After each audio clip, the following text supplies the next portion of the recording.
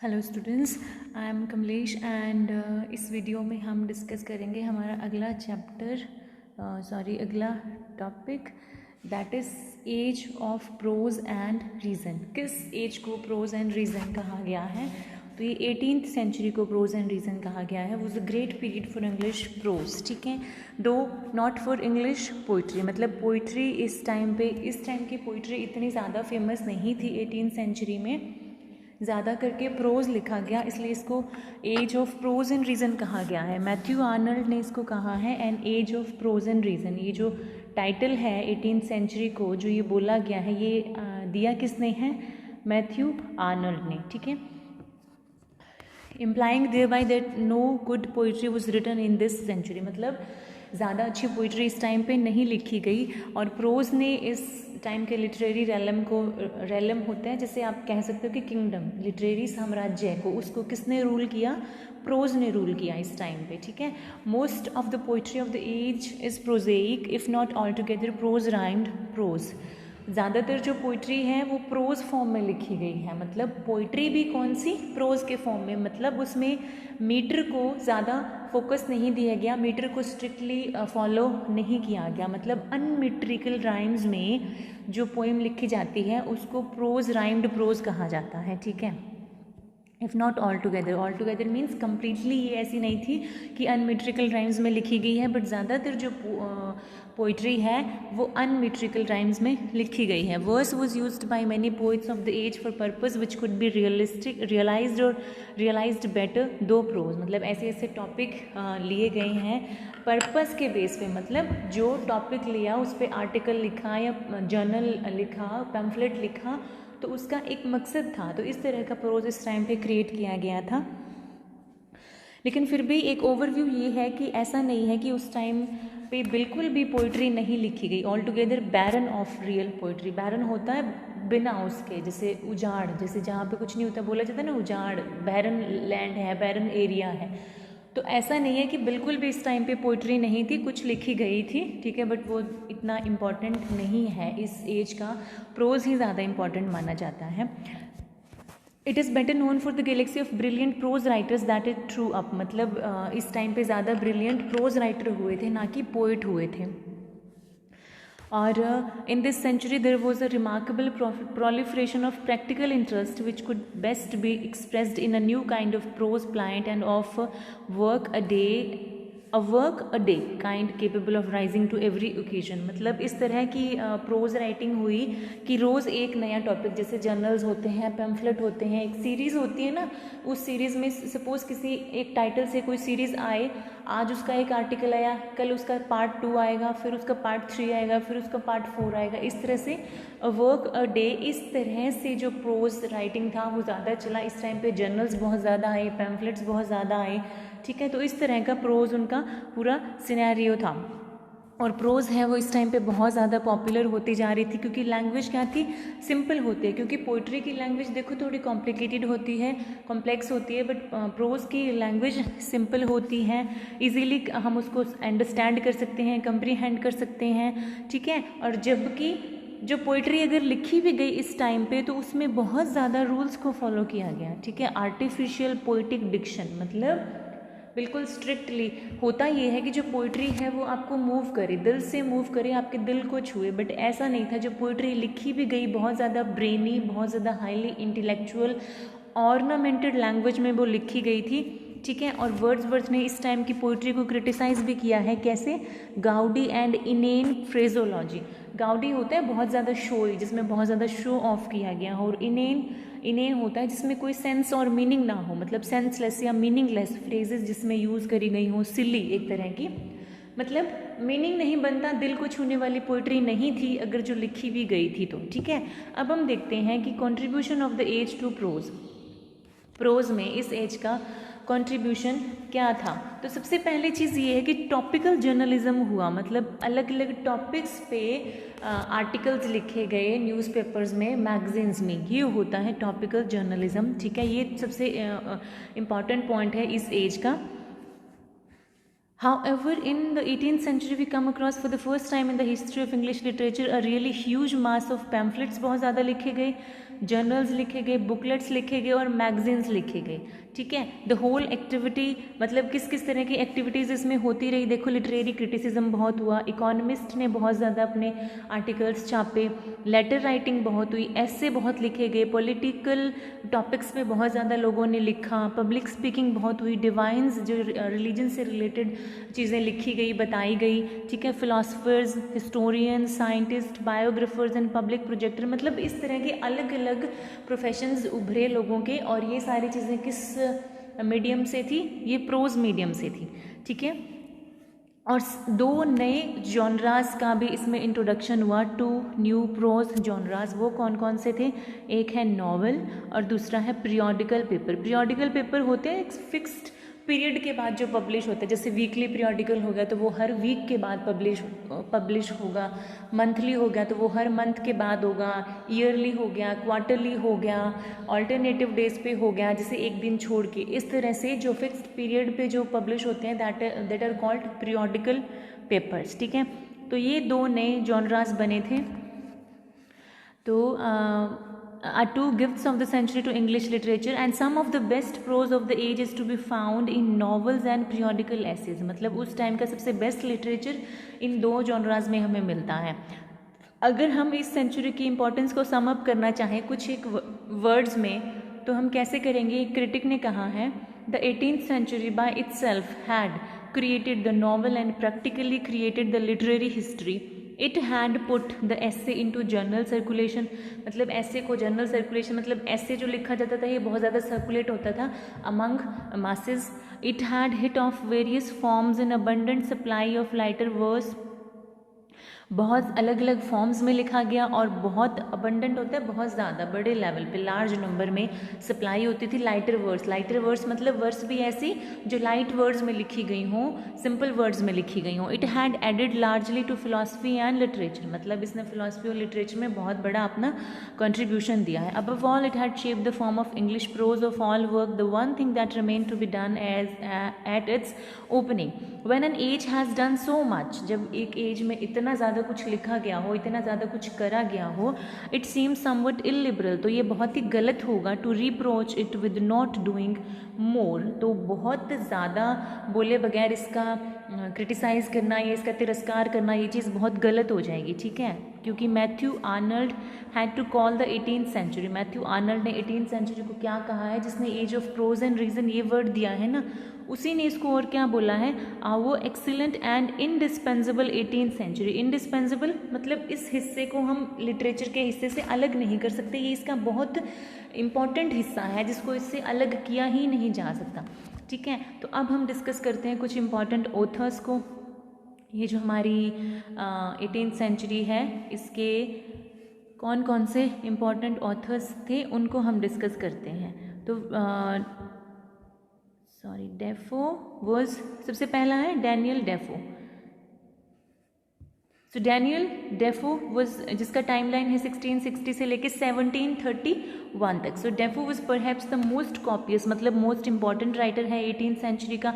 ये सबसे ज़्यादा किसके लिए फेमस है? ये एक तो इसकी बुक थी रॉबिन्सन क्रूसो, और दूसरा बाकी जो इसके वर्क्स थे जैसे कि मोल फ्लैंडर्स, ये इसकी बहुत इंपॉर्टेंट बुक है, और रोक्सेना। ठीक है, 3 बुक्स के लिए बहुत ज़्यादा फेमस है।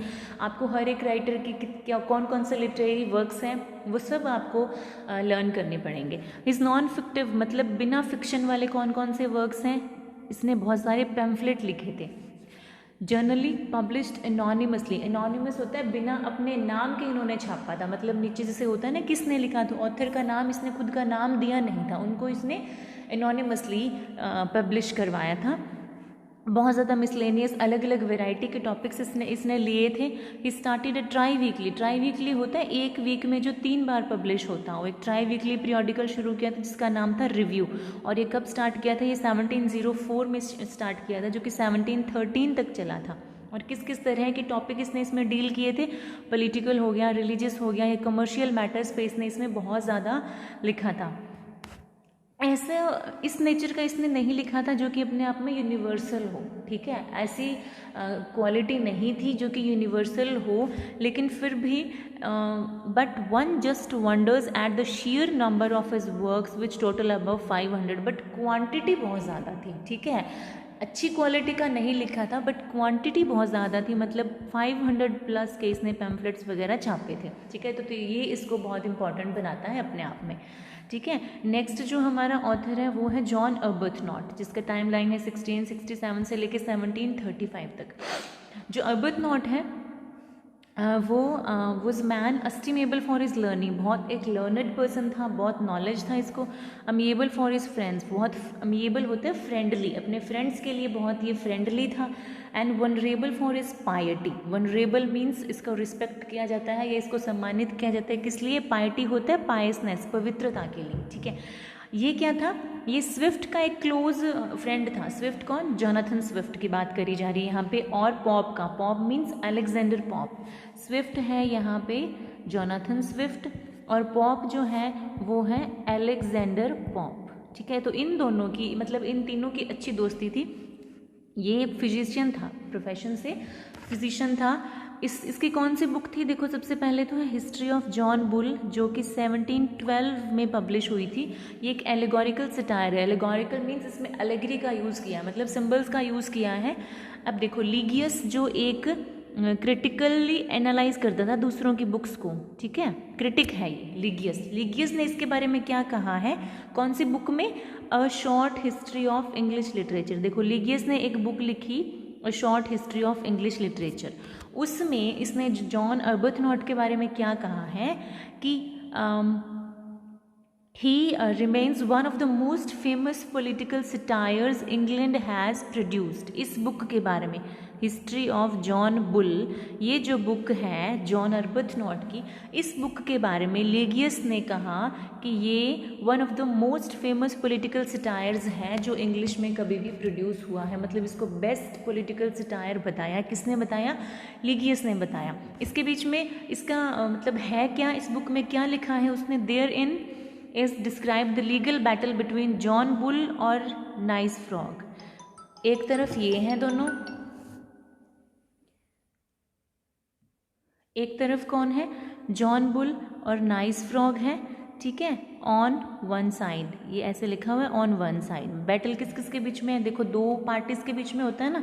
तो एक तरफ है जॉन बुल और नाइस फ्रॉग, और दूसरी तरफ है Louis Bebun and Lord strut. इन मतलब एक ग्रुप इन दोनों का है और दूसरा ग्रुप लुई बेबून और लॉर्ड स्ट्रट का है। तो इन दोनों के बीच में वो चलता है, एक तरह का बैटल दिखाया गया है, ठीक है। So Arbuthnot upholds evidently the Tory point of view. Tory means king के सपोर्ट में इसने बोला है, ठीक है। हमने देखा ना कि जब से टॉरी और विग पार्टी बनी थी तो कोई ऑथर टॉरी पार्टी को फेवर कर रहा है या कोई ऑथर विग पार्टी को फेवर कर रहा है। तो जॉन अर्बथनॉट किसको फेवर करता था?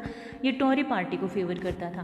Favouring the termination of hostilities then raging between the countries mentioned above. अब इन दो कंट्रीज के बीच में जो भी उस टाइम पे कन्फ्लिक्ट चल रहा था उसको इसने थीम बनाया। कौन सी कंट्री? एक तो देखो इंग्लैंड, हॉलैंड, और दूसरी तरफ फ्रांस और स्पेन। तो इन कंट्री के बीच में जो रिलीजियस कन्फ्लिक्ट चल रहा था उसको इसने प्रेजेंट किया दो पार्टी के बीच में लड़ाई दिखा के, ठीक है। ये इसका थीम था। He manifests an easy mastery of lucid and vivid style. Lucid होता है बिल्कुल क्लियर, जो इजीली अंडरस्टैंडेबल हो। तो इसने ऐसा क्लियर स्टाइल में लिखा है। विविड मतलब वेराइटी ऑफ स्टाइल है। As also delightful strokes of irony. Irony होता है व्यंग्य करना, ठीक है। तो आयरनी को इसने बहुत ज़्यादा यूज़ किया है। मतलब ये चीज़ फिर एक्सेस में हो गई। एक्सेस में हमें कैसे पता चला? क्योंकि स्विफ्ट है ना, जो जोनाथन स्विफ्ट, उसने इसके बारे में कंप्लेन करी है कि इसने आयरनी को बहुत ज़्यादा यूज़ किया, ठीक है। स्विफ्ट यहाँ पे कौन सा स्विफ्ट? हम जोनाथन स्विफ्ट की बात कर रहे हैं, ठीक है।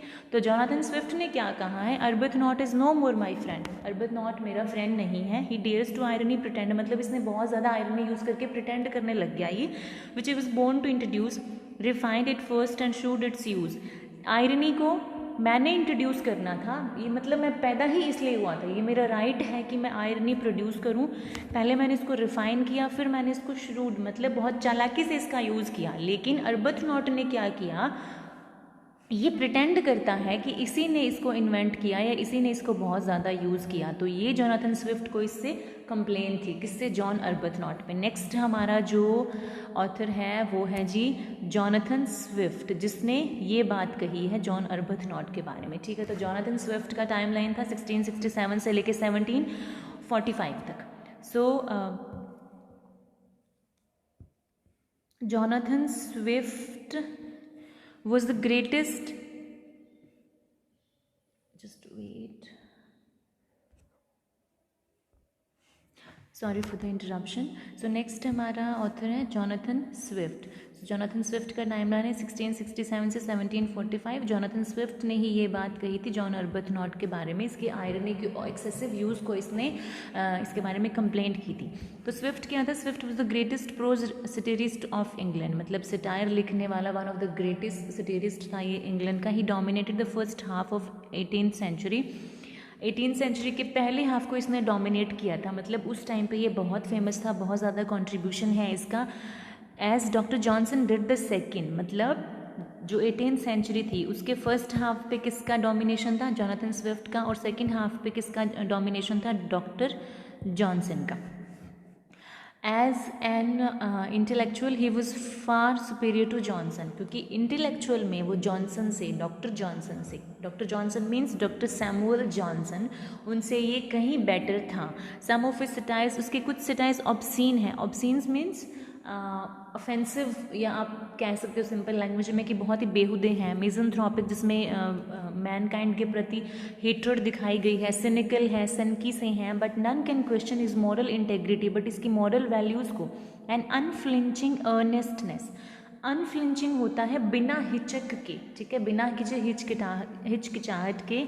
और अर्नेस्टनेस होता है आपकी जो मॉरल पे आपका जो ट्रस्ट है, या आपकी जो मॉरल वैल्यूज़ हैं, या सिंपल, बहुत ही और ज़्यादा सिंपल लैंग्वेज में कहें, जो ईमानदारी है आपकी।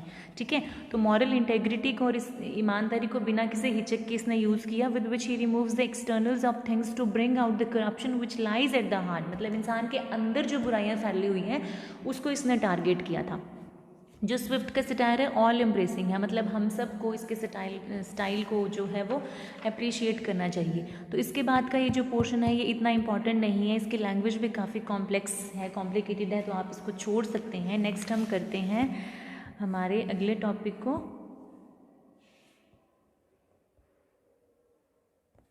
मतलब जोनाथन स्विफ्ट के अगले पैसेज को हम रीड करते हैं।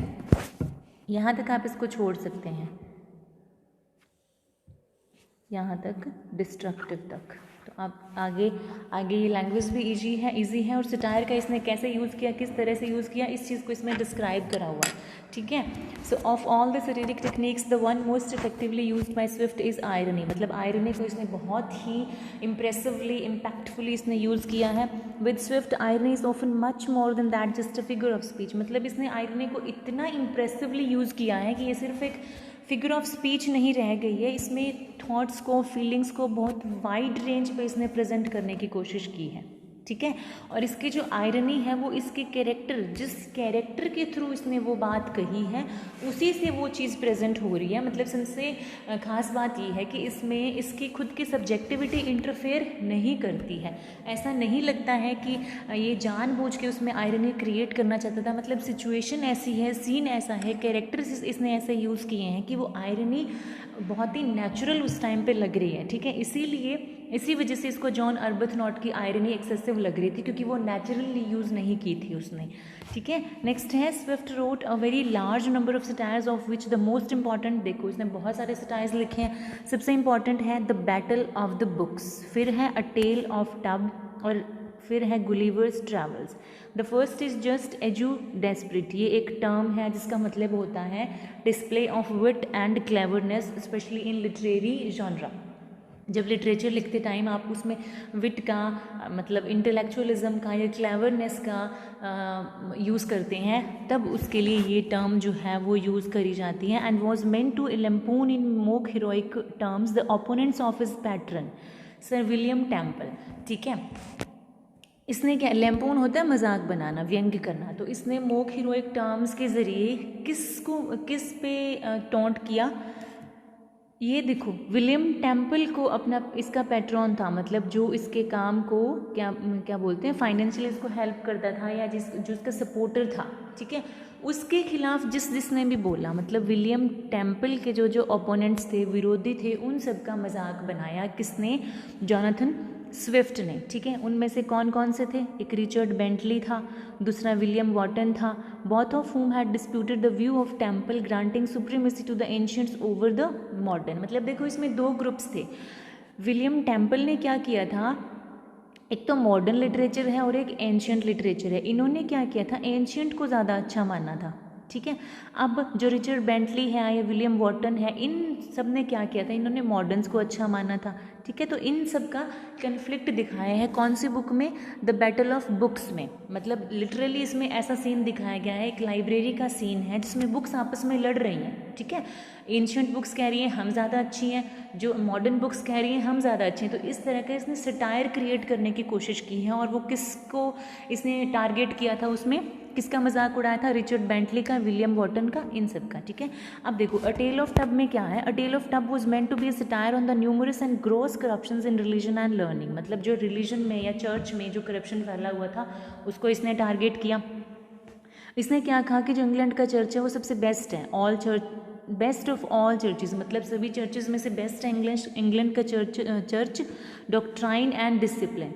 And also lash the shallow writers and critics of the lash होता है जिसे अटैक करना, अटैक इन द सेंस की क्रिटिसाइज करना, उनकी निंदा करना, इस तरह का अटैक, ठीक है। तो इसने किस पे अटैक किया, शैलो राइटर्स, जो ज़्यादा अच्छी क्वालिटी की राइटिंग नहीं करते थे, ऐसे राइटर्स को इसने अटैक किया, मतलब उनको क्रिटिसाइज़ किया।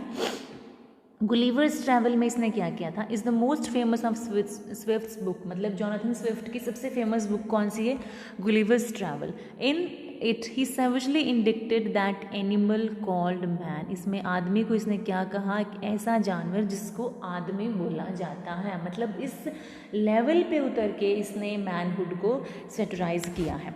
दो it has the externals of A travel romance, मतलब इसमें एक ट्रैवल रोमांस, मतलब ट्रैवलिंग दिखाई गई है किसी एक प्लेस से दूसरी प्लेस की।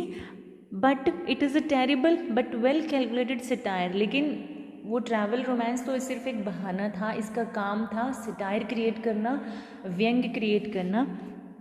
किस पे, on all the activities of human life and all the attributes of human nature, not sparing even the human body. मतलब इंसान की बॉडी से लेके, उसके बिहेवियर से लेके, उसके एट्रीब्यूट से लेके हर चीज़ पे इसने व्यंग्य कसा है, ठीक है। However its irony is so deep that it has been a favourite gift book for children. मतलब इतनी ये कहें कि ऐसी चतुराई से, ऐसी क्लेवरनेस से इसने वो बुक लिखी है, वो सटायर क्रिएट किया है कि हाँ, इवन कि बच्चों को भी ये बुक बहुत फेमस आती है। किपलिंग, जॉर्ज किपलिंग की यहाँ पे बात करी जा रही है। Kipling once said that Swift ignited a volcano to light a child to bed.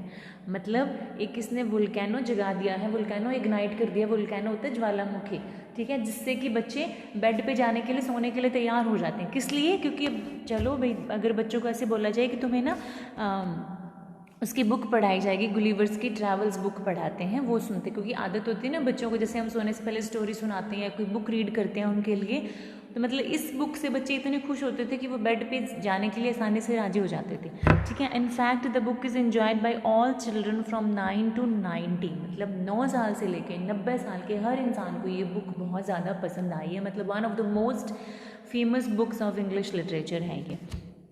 अब देखो, स्विफ्ट को किस लिए क्रेडिट मिलना चाहिए, किस लिए इसको अप्रिशिएशन मिलनी चाहिए, इसकी क्लैरिटी के लिए, प्रिसीजन के लिए। मतलब बहुत प्रिसाइज लिखा है, जितना ज़रूरत है उतना ही लिखा है, ठीक है। जैसे हर्बर्ट डेविस ने कहा है, कंसाइजनेस, कंसाइजनेस होता है ब्रीविटी, बहुत ही संक्षिप्त शब्दों में इसने कहा है, of his prose style. Swift despises all unnecessary ornament, ये मतलब फालतू की चीज़ों से बहुत नफरत करता है, ठीक है। ऑर्नामेंट होता है श्रृंगार करना, तो ऐसी लैंग्वेज, मतलब अननेसेसरी वर्ड्स को यूज़ करना, अननेसेसरी एक ही चीज़ को नरेट करते रहना। तो इसने कहा है संक्षिप्त लिखो, जितना ज़रूरी है उतना ही लिखो, फालतू की चीज़ को इसने डिस्पाइज किया है, हेट किया है। Is imagery however is prolific and concrete. At any rate he gives us the impression of an easy mastery of language। मतलब इसकी मास्टरी ऑफ लैंग्वेज हमें दिखती है, हर एक बुक में दिखती है, हर एक पॉइंट पे दिखती है। हॉलीडे, हॉलीडे नहीं है ये, हॉलीडे है, ये क्रिटिक था, ऑथर था। In the introduction of his selection from Swift, इसने एक बुक लिखी सिलेक्शन फ्रॉम स्विफ्ट, हॉलीडे ने लिखी है बुक। इसमें इसने लिखा है the various phases of scorn and satire of appraisement and direct denunciation, the various moods and tempers of the writer expressed with wonderful and subtle skill. अब देखो ये इसकी एज इट इज़ कोटेशन है, अगर आप करना चाहें कर सकते हैं, अगर आप इसको लीव कर सकते हैं, ठीक है, आप यहाँ से ये छोड़ भी सकते हैं इतना। फिर हम चलते हैं एडिसन, स्टील एंड पीरियोडिकल ऐसे पे, ठीक है। So from Swift to Addison is like coming from a real to a paper tiger, मतलब स्विफ्ट से, जोनाथन स्विफ्ट से एडिसन पे आना मतलब कि असली टाइगर से पेपर टाइगर पे आना, इन दोनों का कंपैरिजन किया है इस लाइन के ज़रिए, ठीक है। एडिसन परफेक्टेड द पीरियोडिकल ऐसे, मतलब एडिसन कौन, जिसकी अभी हम बात कर रहे हैं, जोसेफ एडिसन। जोसेफ एडिसन ने पीरियोडिकल ऐसे के स्टाइल को परफेक्ट कर दिया, बहुत बेहतरीन बना दिया था, which was invented by steel. और ये पीरियोडिकल का स्टाइल इन्वेंट किसने किया था, स्टील ने किया था, विद रिचर्ड स्टील। ये देखो एडिसन जो है ये है जोसेफ एडिसन, स्टील है रिचर्ड स्टील, ठीक है। विद द टैटलर, ये टैलर नहीं है, सॉरी, ये है TATLER, टैटलर। ये एक जर्नल था या एक मैगजीन थी जो इन्होंने शुरू की थी 1709 में। एडिसन ने कोलैबोरेट किया था स्टील के साथ, जैसे कि स्टील ने किया था स्पेक्टेटर्स में, ठीक है। स्पेक्टेटर्स भी इन दोनों ने कोलैबोरेटिवली लिखी थी, और फिर स्टील भी इन दोनों ने, सॉरी वो जो कौन सी है, एडिसन और स्टील ने दोनों ने कोलैबोरेशन में ये दोनों मैगजीन्स लिखी थी, कौन सी, स्पेक्टेटर और टैटलर, which was launched by Edison in 1711 after the टैटलर had been, जब इसको बंद कर दिया गया टैटलर को, तो उसके बाद इन्होंने स्पेक्टेटर शुरू करी थी 1711 में। The periodical paper was extremely suited to the temper and conditions of the 18th century, मतलब उस टाइम के सोशल एनवायरनमेंट को इसमें बहुत अच्छे से दिखाया गया था, and that explains it's immense popularity, और यही वजह है कि ये बहुत ज़्यादा पॉपुलर भी हुई थी। और the genius of Addison was also quite happy with this new literary genre. He wrote a few more books but his popularity today is entirely due to his work as a periodical writers, periodical essayist, मतलब इसने और भी कई genres में लिखे, but इसकी जो periodical writing है वो इसको बेस्ट बनाती है अपने फील्ड में, ठीक है। The work of Edison and Steele as periodical essayists was actuated by a definite purpose, that of providing instructive amusement to their readers, many of whom were women। मतलब इसका मेन मकसद क्या था ये पीरियोडिकल शुरू करने का, इंस्ट्रक्शंस देना, इंस्ट्रक्शंस के साथ साथ एंटरटेन करना। खासकर इसकी टारगेट ऑडियंस कौन थी, विमेन, मतलब औरतों के लिए इसने खास करके वो जर्नल शुरू किया था अपना। इसने क्या कहा, एडिसन ने एक बार कहा है कि I must confess were I left to myself I would rather aim at instructing than diverting, मतलब मैं डाइवर्जन से, बदलने की बजाय इंस्ट्रक्ट करने पे ज़्यादा फोकस करूँगा, but instruction would not have been welcomed by the readers if it were without some diversion, but उस इंस्ट्रक्शन को भी रीडर्स है जो वो एक्सेप्ट नहीं करेंगे अगर उसमें कुछ ना कुछ डाइवर्जन के एलिमेंट ना हो, ठीक है। As instructors, Edison and Steele paid special attention to improving the morals and social manner of, अब देखो इंस्ट्रक्शंस देने की बात कर रही है तो किस तरह की इंस्ट्रक्शन देना, मॉरल और सोशल मैनर्स लोगों में डालना, सोशल और मॉरल जो कमियां हैं उनको दूर करना, मॉरल वैल्यूज़ के बारे में इंस्ट्रक्शंस देना। As champion of good taste and reason they did their best to improve the tone of society, उन्होंने सोसाइटी की टोन को इम्प्रूव करने के लिए बहुत काम किया। उन्होंने फ़िलासफ़ी को बहुत पॉपुलराइज कर दिया। इसने पैराडाइज लॉस्ट पे बहुत सारे आर्टिकल्स लिखे, ठीक है।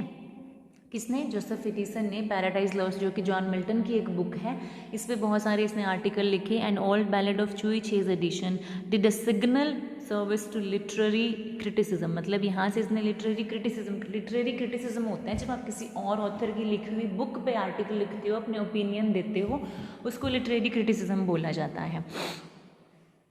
ये क्या है, अपने आप में फिलोसफर्स नहीं थे, they were not philosophers themselves but they did substantial works make philosophy a subject of popular appreciation and discussion, लेकिन इन्होंने ऐसे थीम्स पे लिखा, ऐसे फिलोसफी को इन्होंने अपना टॉपिक बनाया कि फिलोसफी को उन्होंने पॉपुलर बना दिया, एप्रिसिएशन और डिस्कशन का एक सब्जेक्ट बना दिया, ठीक है।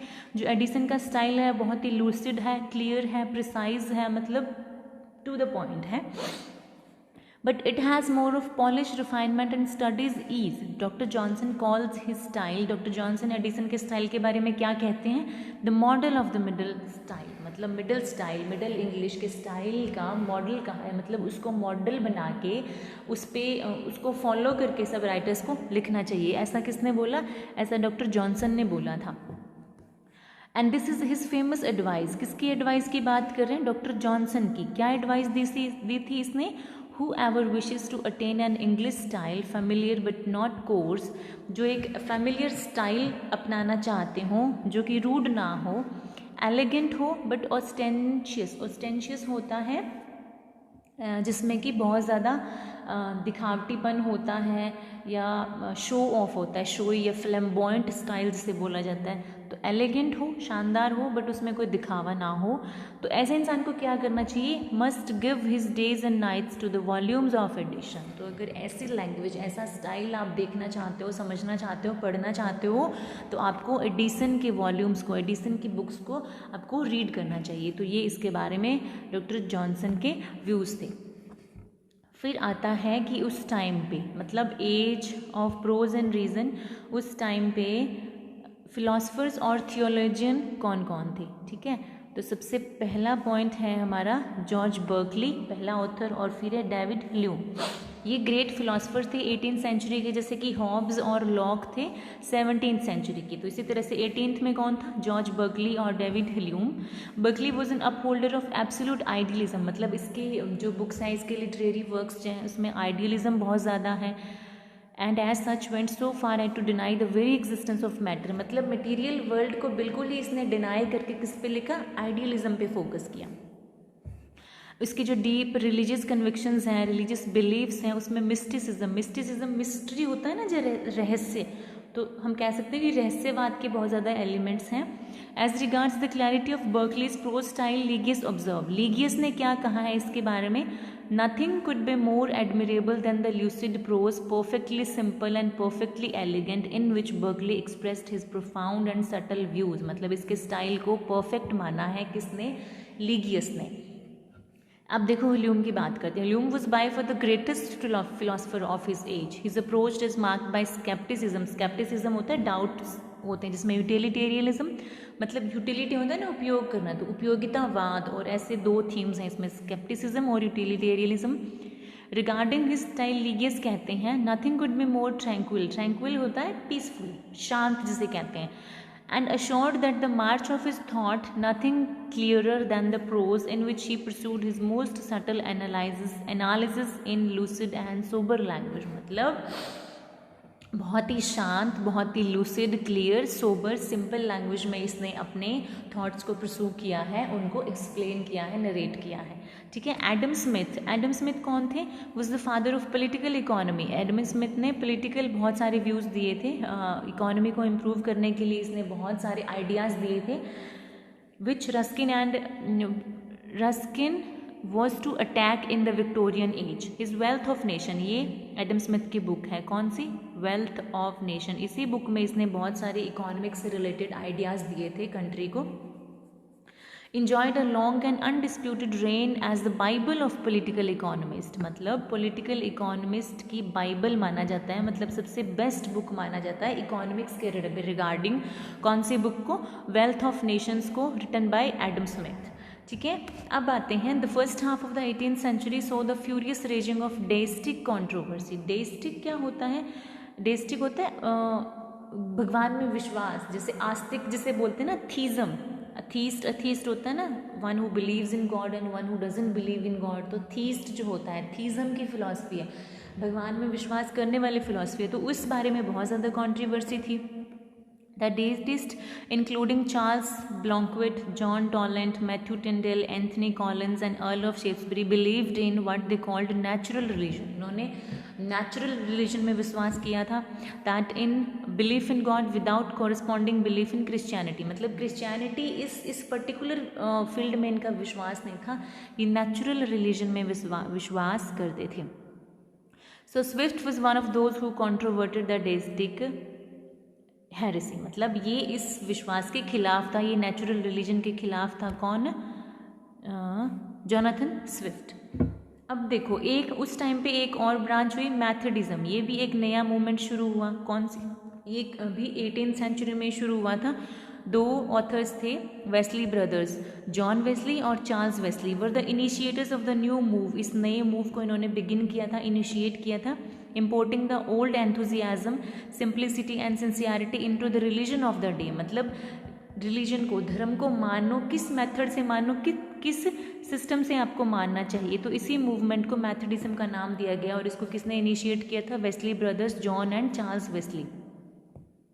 तो अब हम चलते हैं डॉक्टर जॉनसन पे, जिनका टाइमलाइन है 1704 से लेके 84 तक, 1704 टू 84। अब देखो, डॉक्टर जॉनसन के बारे में हम ऑलरेडी कई पॉइंट्स पढ़ चुके हैं, क्योंकि ये क्रिटिक थे तो इन्होंने बाकी ऑथर्स के बारे में लगभग सभी के ऊपर अपने ओपिनियंस दिए हैं। ठीक है, ये एक प्रोज राइटर थे बेसिकली। इस पर्टिकुलरली नोन फॉर इस डिक्शनरी, इनकी डिक्शनरी सबसे फेमस हुई है जो कि 18th सेंचुरी में आई थी, और इनके पीरियोडिकल पेपर्स। ठीक है, इन्होंने एक नॉवल भी लिखा था रासेलास, बट ये सुपर फ्लॉप था। ठीक है, एक फिक्शनल वर्क है इनका रासेलास, बट ये बिल्कुल भी फेमस नहीं हुआ। तो इनका ज़्यादा कंट्रीब्यूशन किस फील्ड में माना जाता है? एक तो इनकी डिक्शनरी आई थी, और इन्होंने पीरियोडिकल पेपर्स लिखे थे, और उन्होंने दूसरे राइटर्स की बायोग्राफीज़ बहुत ज़्यादा लिखी हैं। डॉक्टर सैमुअल जॉनसन ने बायोग्राफी बहुत लिखी है। वो किस बुक में लिखी है? Lives of the poet. मतलब इस बुक में उन्होंने कई सारे ऑथर्स की बायोग्राफीज़ लिखी हैं। He was the मतलब champion of the realm of letters in his age and accepted arbiter of taste। इसको किसका चैम्पियन माना जाता है? लेटर्स मीन्स अगेन राइटिंग से ही रिलेटेड है ये। ठीक है, तो उसका चैम्पियन माना जाता है। और आर्बिटर होता है जिसको बोलते हैं मीडिएटर या मध्यस्थ। ठीक है, तो accepted arbiter of taste. As a critic he made many egregious errors होता है, बहुत ही जो आपको सरप्राइज करें, जो आपको शॉक करें। ठीक है, आपके लिए जो चीज़ नहीं हो, आपने वो पहले कभी ना देखी हो, इस तरह की एरर्स इसने बहुत की थी। But his infectious sanity can not be ignored. Sanity क्या होता है? देखो, एक वर्ड आपने सुना होगा, इनसेन। हम किसी को बोलते हैं कि आई यू इनसेन, क्या तुम पागल हो गए हो? तो इनसैनिटी होता है पागलपन, और सैनिटी होता है फिर उसका ऑपोजिट हो जाएगा, मतलब समझदारी। और इन्फेक्शियस सैनिटी वर्ड क्यों यूज़ किया है? ऐसी समझदारी जो, सपोज मैं कोई आपको बात कहूँ, वो आपको बहुत अच्छी लगे और आप उस बात को मानने लग जाओ। ठीक है, तो मैंने आपको उस टाइम पे इम्प्रेस कर दिया, आपको वो चीज़ सही लगने लगी, तो ऐसी सैनिटी, ऐसी समझ थी कि दूसरों को बहुत इम्प्रेस कर देता था ये। As a prose stylist he was a purist. However, his style, though vigorous and direct, is somewhat heavy-handed। मतलब बहुत हैवी, बहुत भारी भरकम शब्दों का इस्तेमाल या बहुत भारी भरकम सेंटेंसेस, कॉम्प्लेक्स लैंग्वेज का इसने यूज़ किया है। इसके स्टाइल को जॉनसनीज बोला जाता है। ठीक है, जॉनसन ने जो लिखा वो जॉनसनीज स्टाइल है, विच चैम्बर्स डिक्शनरी डिफाइंस एट। अब जॉनसनीज इसकी डेफिनेशन दी गई है एक डिक्शनरी में, जॉनसीनियन स्टाइल, ईडियम, डिक्शन और an imitation of it, ponderous English. ठीक है, जिसमें पॉन्ड्रस मतलब इतने हैवी वर्ड्स हैं, इतने हैवी सेंटेंसेस है कि वो उसके बोझ हो जाते हैं उस पर, मतलब बोझिल। पॉन्ड्रस का एग्जैक्ट मीनिंग अगर आप देखेंगे तो बोझिल है। Full of antithesis, balanced triads and words of classical origin. ठीक है, तो ये इसकी पर्टिकुलर डेफिनेशन है किस वर्ड की? जॉनसनीज की।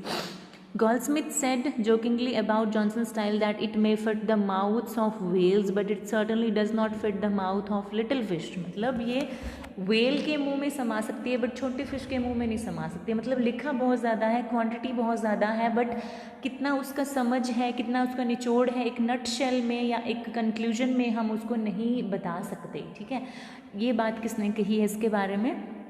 गोल्डस्मिथ ने कही है। कौन गोल्डस्मिथ? Oliver Goldsmith. ठीक है, अब हम बात करते हैं कि इस एज में बायोग्राफर्स कौन कौन थे।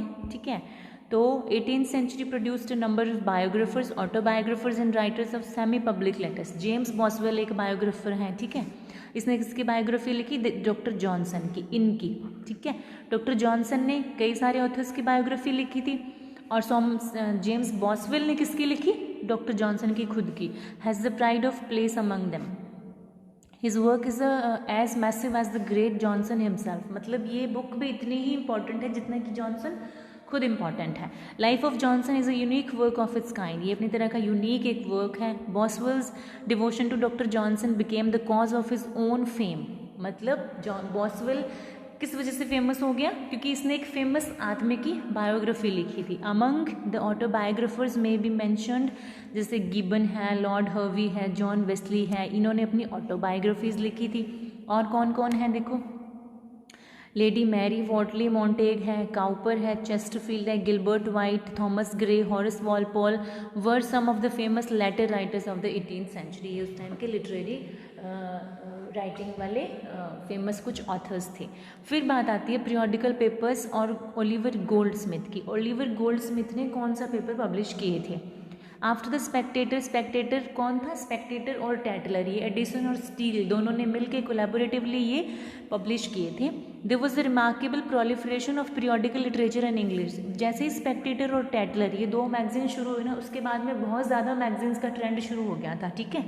To name all the periodical papers which appeared in 18th century will be an uphill task as the number is legion. बहुत मतलब इनको काउंट करना कि कितने उस टाइम पे पीरियोडिकल पेपर्स थे या कितने पीरियोडिकल मैगजीन्स थी या पैम्फलेट थे, तो इस चीज़ को काउंट करना बहुत ही मुश्किल हो जाएगा क्योंकि बहुत बड़ा नंबर था। Most of them continued the tradition set by Addison and Steele, मतलब इन्होंने जो ट्रेंड सेट किया था उसी को लोगों ने ज़्यादा फॉलो किया। ओलिवर गोल्डस्मिथ का नाम किससे एसोसिएटेड है? बहुत सारे पीरियोडिकल पेपर्स के साथ जुड़ा हुआ है। उसका कॉस्मोपॉलिटन एटीट्यूड, मतलब यूनिवर्सल एटीट्यूड था, टॉलरेंस थी, डेलिकेसी थी, sentiment are his hallmarks as an essayist, ठीक है। तो एक एसेइस्ट के रूप में ये सारी इसकी क्वालिटीज़ थी।